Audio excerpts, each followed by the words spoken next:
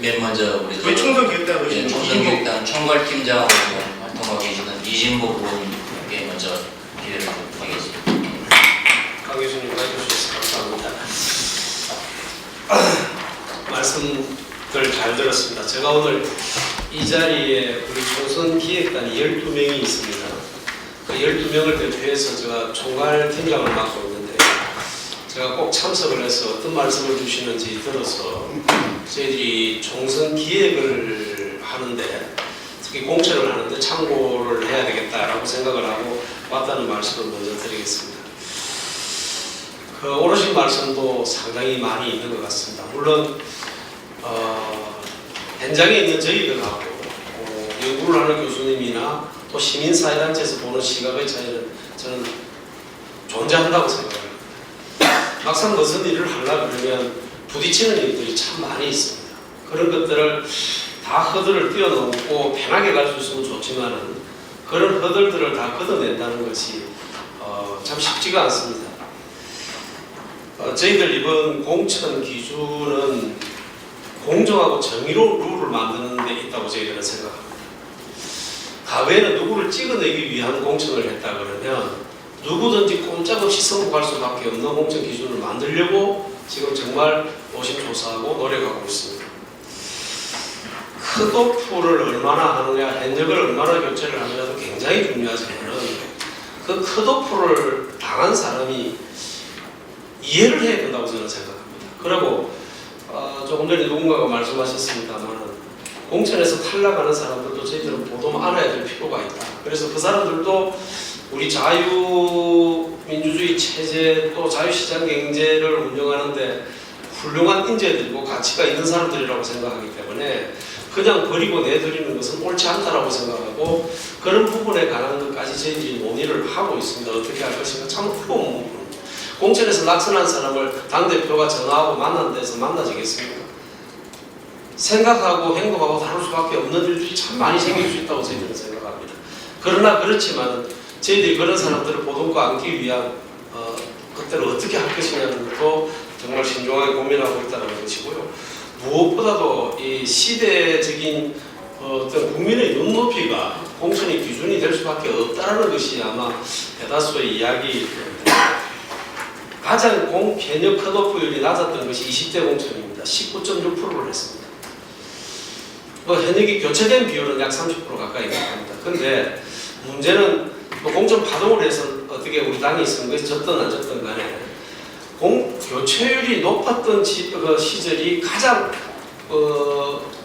당이 의석수를 많이 가졌다라는 역설적인 이야기도 지금 나오고 있는 걸 감안할 때 교체는 해야 되는데 승복할 수 있는 교체를 할 수 있는 것들이 중요하다고 생각하고 그런 부분에 대해서 노력하겠습니다. 그런데 오늘 우리 패널들께서 지적해 주신 몇 가지 사항에 대해서 제가 짧게 좀 말씀을 드리고 가겠습니다. 저희들이 상향식 공천을 하는 룰을 제가 20대 만드는 데 들어가 있었던 그 미팅 멤버입니다. 상향식 공천의 절대 전제는 여야가 함께 해야 된다. 같은 날 동시에. 그래야만이 역선택을 당하지 않을 가능성이 있다는 겁니다. 그런데 20대 왜 상향식 공천을 못 했느냐? 더불어민주당이 하겠다고 했다가 나중에 포기를 했습니다. 그래서 우리가 할 수가 없었습니다. 그래서 우리 당 공천이 엉망으로 되는 동기부여가 됐다고 저는 생각하고 있습니다.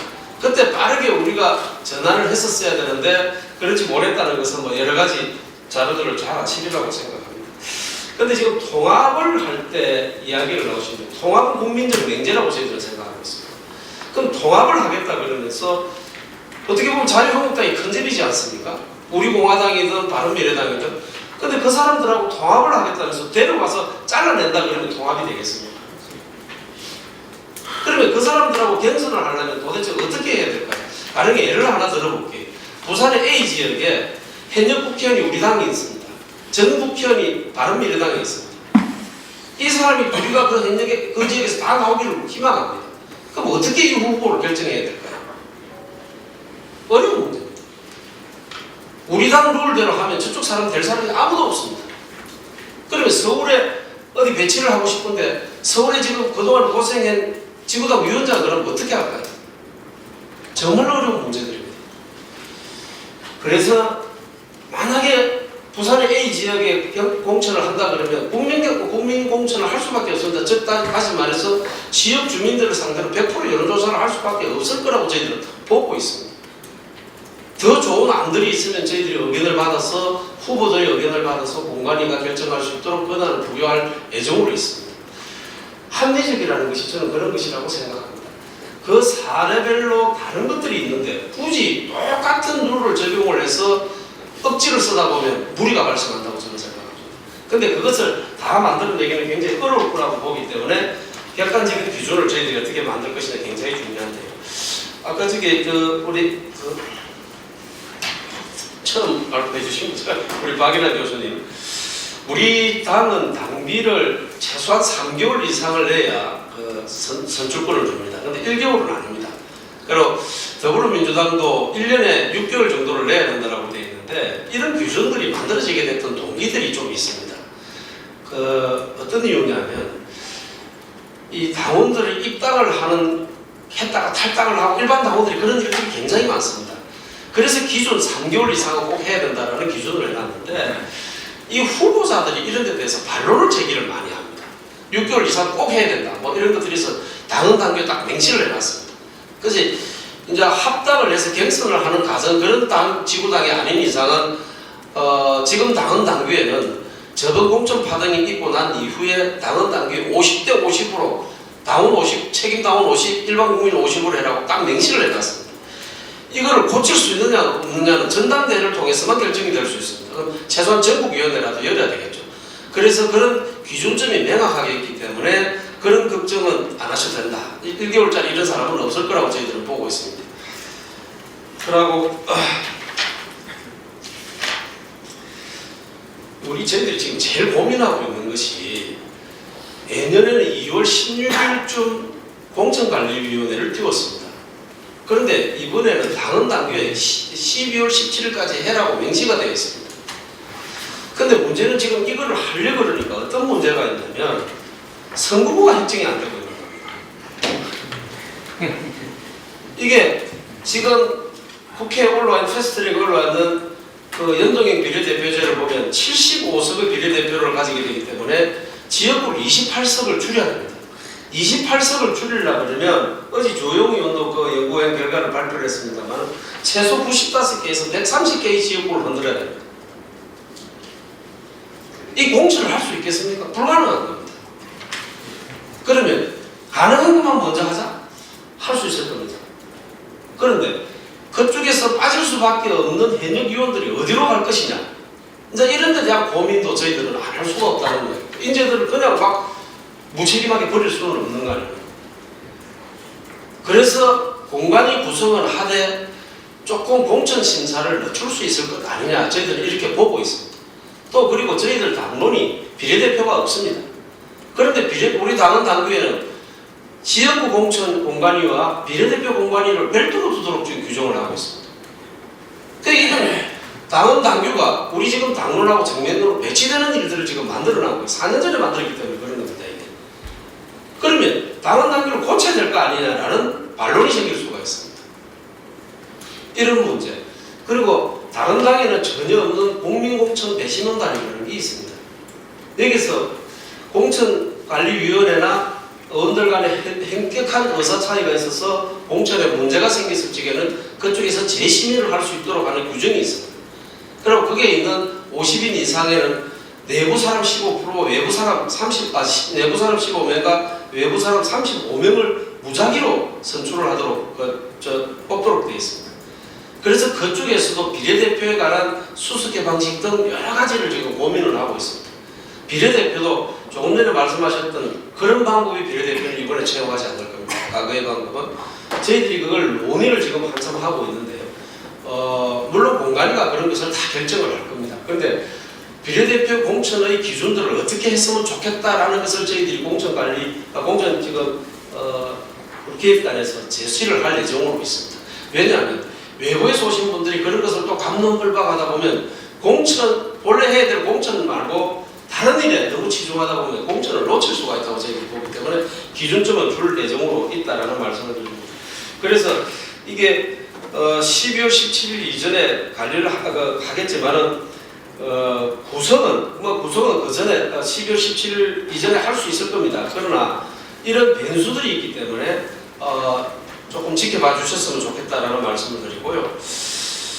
그리고 인재 영입을 하는데 굳이 잘못된 것을 지적을 하시니까 저는 인재 영입위원은 아닙니다만 인재 영입을 위해서 여러 사람을 만나서 확인하는 절차를 거쳤던 사람 중에 한 사람인데 백종원, 박찬열, 이국종, 선동열, 김연아 이런 사람들은 제가 알기로는 인재영입위원회 국회의원의 보좌관이 이걸 가지고 언론에다가 그냥 이런 사람들 어때? 이 정도 이야기 끝에 나온 이야기라 그래요. 그리고 대표가 이 이야기가 나온 이후에 한 대표가 인재영입위원장을 불러가지고 상당히 불만족스럽다라는 이야기를 하면서 조심을 했으면 좋겠다 그래서 이후에 없어졌습니다. 이건 우리 당의 공식적인 입장이 아니라는 걸 제가 분명히 말씀을 드리고요. 지금도 저희들이 5개월여간에 많은 사람을 접촉을 했습니다. 그래서 리스트업을 하고 있는데요. 물론 그 중에는 좋은 사람도 있고 여러분들이 기대에 미치지 못하는 사람도 있을 수가 있습니다만 이런 모든 부분을 망라해서 인재 영입에 관한 것을 들여다보고 있다가 1차 영입 발표를 하고 2차, 3차를 지금 보류를 하고 있는 중인데요. 그건 여러 가지 이유가 있습니다. 물론 박찬주 대장의 문제가 우리 당내에 의견 조율이 없이 이루어지는 바람에 그 과정을 거치면서 다시 좀 불거졌기 때문에 그런 것도 있겠습니다만은 이 선거법이 결정이 안 되니까 인재 영입을 하는 굉장히 어려움이 있습니다. 지금 여러 가지가 맞물려 돌아가는 것이 있다라는 말씀을 드리고요. 청년 여성을 일부에서는 많이 해라고 그럽니다. 우리 당이 꼰대 정당이니까. 그런데 여기에 오늘 편을 들께서는 청년 여성이 무슨 당에 넣어가지고 국회의원 시켜놓으면 제대로 일도 못할 텐데 걱정스럽다라는 소리를 주시거든요. 사실 이런 양쪽의 이야기가 지금 우리 당에 모두 우리 당이 안고 있는 저는 가장 큰 숙제라고 생각합니다. 그래서 비례대표 공천을 하는데 청년과 여성을 좀 많이 줘서 트레이닝을 시켜서 다음에 정치를 연속적으로 할 수 있는 것이 어떻게 하느냐 이런 이야기도 나오고 있는 거고요. 저희들이 공천관리기획단에서 그 청년들, 우망들, 청년도 20대, 30대를 나누어서 저희들이 정말 쓴소리를 많이 들었습니다. 앞으로도 그런 과정을 거칠 텐데요. 근데 제가 봐도 황당한 소리를 하는 친구들이 많이 있습니다. 근데 우리가 당의 미래를 생각한다면 청년에 대한 여성에 대한 배려 없이 당을 끌고 갈 수 있겠느냐라는 우려도 있다는 말씀을 꼭 드리고 싶고요. 나머지는 저희들이 지금 하고 있는 내용들을 제가 일일이 다 말씀드린 것은 결정이 되지 않기 때문에 옳지는 않은데요. 물갈이 이런 표현들을 합니다만 현역을 물갈이를 한다는 표현으로 저는 쓰는 것은 옳지 않다라고 생각하고 있습니다. 공천 컷오프를 하든 현역을 교체를 하든 제가 아까 명확한 기준을 했는데 저 기준을 이번에 만들기 위해서 지금 노력하고 있습니다. 과거에는 이렇게 했습니다. 여론조사를 해가지고 하위 20%를 자르잖아요. 그래서 당 지지율보다 낮은 개인 지지율을 가지고 있는 국회의원을 전부 자르자 이렇게 되는 겁니다. 그러니까 대구 경북 지방이 피해를 가장 많이 당할 수 있는 것입니다. 그리고 그 다음에 피해를 당할 분이 이제 PK인데 PK는 사실은 부산, 울산을 보면요 절반이 다른 당입니다. 왜 그렇게 됐냐면 잘 아시지 않습니까? 울산 같은 데는 완전히 노동자들이 거의 다 시민들이니까요. 그럴 수 유권자의 구조가 그렇게 돼 있잖아요. 부산은 노무현, 문재인 두 대통령이 부산 출신입니다. 선거를 해도 거의 저번 지방선거 때 16개 기초자치단체 중에서 우리가 이긴 곳은 2곳밖에 없습니다. 이 선거의 틀이 바뀌었습니다. 그리고 얼마 전에 김태현 의원이 영남 찬성 무조건 나가라, 험지에 나가라 이렇게 표현을 했지만 저는 저 개인적인 표현은 그렇습니다. 흘러간 노래를 아직도 부르고 있나라는 생각을 가지고 있습니다. 그 정도로 우리가 선거 전략을 조밀하게 짜지 않으면요 이번에 모든 것을 잃을 수 있다고 저는 생각합니다. 수도권도 중요하지만 우리가 꼭 이겨야 될 자리에서 이기지 못하면 저는 우리 당이 일당이 될 수 없다고 저는 감히 생각하고 있습니다. 그래서 이번에 총선기획단도 좀 일찍 발족을 했고 좀 그런 부분에 대해서 총괄적인 검토를 지금 하고 있다 이런 말씀을 드리겠습니다. 제가 참 드리고 싶은 말씀이 많은데 시간이 없는 것 같습니다. 이 정도로 하겠습니다. 감사합니다.